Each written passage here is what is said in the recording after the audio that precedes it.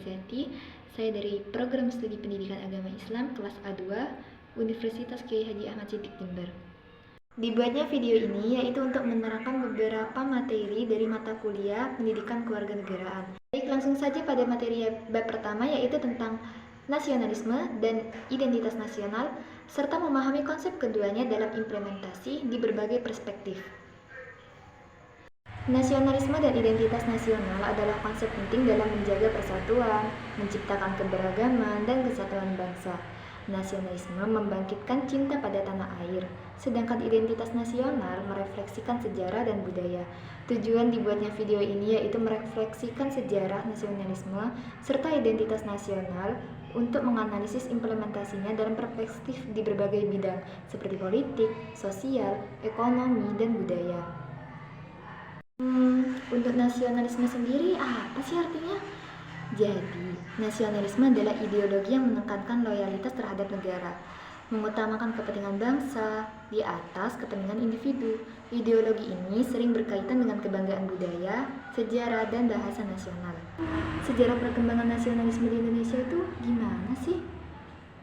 Jadi, sejarah perkembangan nasionalisme di Indonesia itu berkembang melalui organisasi seperti Budi Utomo dan peristiwa penting lainnya. Contohnya itu proklamasi kemerdekaan dan lahirnya Pancasila. Pengertian identitas nasional itu apa? Identitas nasional adalah ciri khas suatu bangsa yang membedakannya dari bangsa lain. Hal ini mencakup budaya, adat istiadat, dan sejarah setempat. Implementasi nasionalisme dan identitas nasional terbagi menjadi berbagai bidang perspektif. Yang pertama yaitu bidang sosial. Adanya program-program sosial seperti perayaan nasional dan pendidikan karakter untuk memperkuat integrasi. Yang kedua yaitu bidang politik. Kebijakan yang mendukung persatuan, penggunaan bahasa nasional dan simbol-simbol negara, serta memperkokoh identitas nasional. Yang ketiga, di bidang budaya, pelestarian budaya lokal, serta kolaborasi mempromosikan seni dan tradisi sebagai bagian dari identitas nasional. Yang terakhir yaitu bidang ekonomi. Kebijakan ekonomi mendukung industri penggunaan produk dalam negeri dan mengembangkan komunitas untuk kesejahteraan nasional. Kesimpulannya, nasionalisme adalah cinta pada negara yang dapat menjadi ekstrem atau chauvinisme jika berlebihan. Di Indonesia, nasionalisme terbentuk melalui organisasi pergerakan nasional dan peristiwa penting. Nasionalisme dan identitas sosial perlu dijaga sebaik-baiknya sebagai fondasi sosial, politik, budaya, dan ekonomi yang kuat. Selanjutnya, materi bab kedua, yaitu mengenai pengertian integrasi nasional, faktor penghambat dan pendorong, serta implementasi integrasi nasional. Sebelum masuk pada faktor penghambat dan pendorong, kita ketahui dulu yuk definisi integrasi nasional. Integrasi nasional adalah proses menyatukan berbagai perbedaan masyarakat menjadi satu kesatuan yang utuh. Kata integrasi berarti menyatukan atau mempersatukan, sedangkan nasional mengacu pada hal-hal kebangsaan. Integrasi nasional berarti pembaruan hingga terciptanya kesatuan bangsa yang utuh. Integrasi nasional itu ada syarat terbentuknya loh. Lalu apa saja syaratnya? Adapun syarat terbentuknya integrasi nasional meliputi persamaan hak, keadilan, partisipasi masyarakat, keterbukaan, rasa senasib, dan ideologi nasional yang mencerminkan simbol negara seperti Garuda Pancasila dan semboyan Bhinneka Tunggal Ika. Sekarang masuk pada inti materi, yaitu faktor penghambat dan pendorong integrasi nasional. Faktor penghambat integrasi nasional antara lain kurangnya penghargaan terhadap keberagaman, rendahnya toleransi antar kelompok, kurangnya kesadaran nasional, dan dampak negatif globalisasi termasuk dari faktor penghambat adanya integrasi nasional.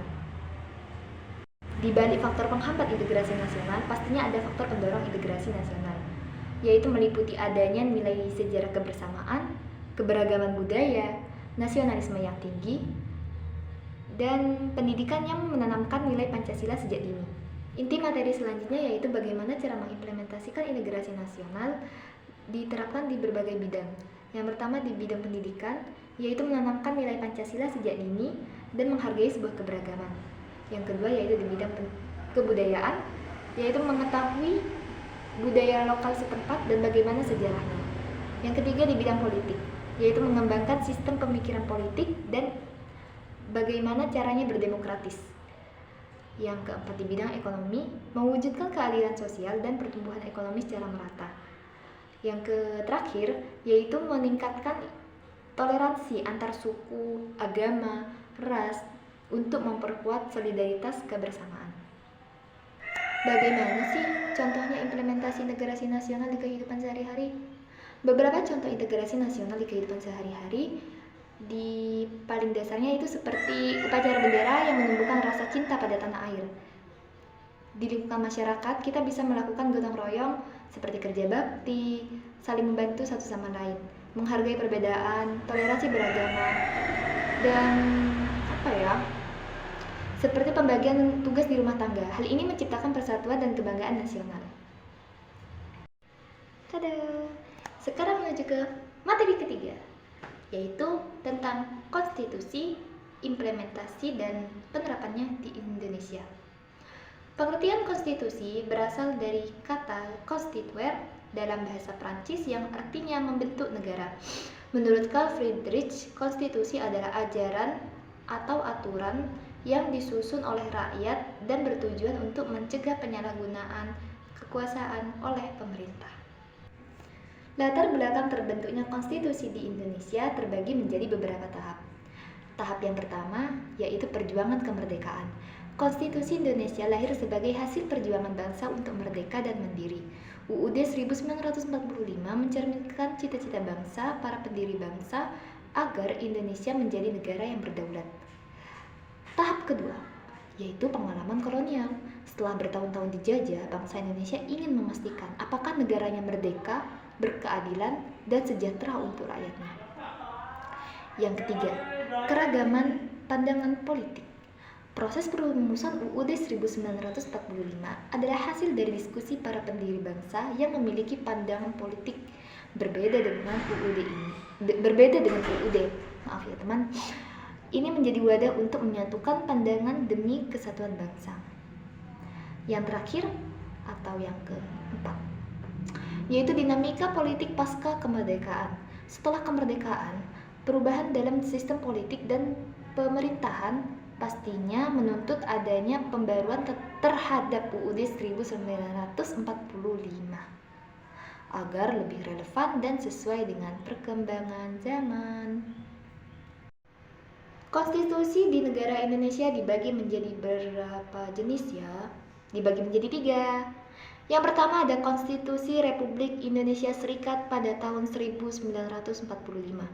Berlaku sejak 27 Desember 1949 hingga 17 Agustus 1950. Setelah pengakuan kedaulatan oleh Belanda. Konstitusi ini menetapkan Indonesia sebagai negara federasi atau Republik Indonesia Serikat seperti yang saya sebutkan tadi. Jenis yang kedua yaitu Undang-Undang Dasar Sementara 1950 atau UUDS 1950. Ini berlaku pada tanggal 17 Agustus 1950 hingga 5 Juli 1959.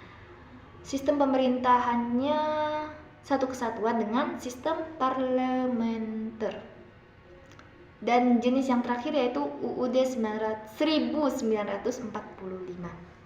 Ini adalah konstitusi yang digunakan sejak proklamasi kemerdekaan pada tanggal 18 Agustus 1945. Undang-Undang Dasar ini memiliki 4 amandemen pada 1999 sampai 2002 untuk menyesuaikan dengan demokrasi dan perkembangan masyarakat Indonesia. Lalu bagaimana implementasi konstitusi di Indonesia? Undang-Undang 1945 diimplementasikan melalui berbagai cara untuk menjalankan fungsi penting bagi sebuah negara. Yang pertama yaitu pembatasan kekuasaan. Berdasarkan pasal 1 Undang-Undang Dasar 1945, kekuasaan tertinggi pada rakyat. Contohnya, Presiden membutuhkan persetujuan DPR dalam pembentukan undang-undang sehingga kekuasaan eksekutif dan legislatif saling mengimbangi. Yang kedua, sebagai penjamin hak asasi manusia, Undang-Undang Dasar 1945 mencakup jaminan atas hak-hak dasar manusia, termasuk kebebasan berpendapat, hak atas pendidikan, dan hak untuk hidup aman. Terus ada peran Mahkamah Konstitusi, yaitu berfungsi memastikan Undang-Undang Dasar 1945 diikuti dan menegakkan konstitusi. Lembaga ini dapat menguji Undang-Undang Dasar dan memutuskan sengketa yang berkaitan dengan konstitusi.